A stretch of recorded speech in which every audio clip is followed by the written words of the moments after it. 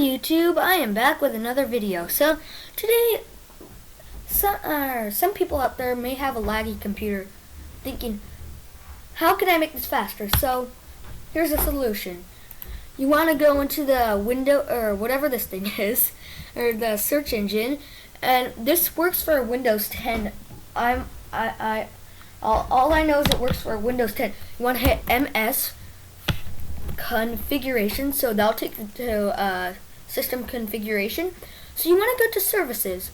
You want to, okay, so you start out at general right here, okay? You want to go to services. You hit hide all Microsoft services, and then you hit disable all. Then you hit apply, then you hit OK. Then you would restart the computer, and for the sake of the video, I will not restart it, so the video won't end. But once you restart, it'll work a lot faster. So I hope this helps you guys. Please like, comment, subscribe, turn on post notifications, and I'll see you later. Peace.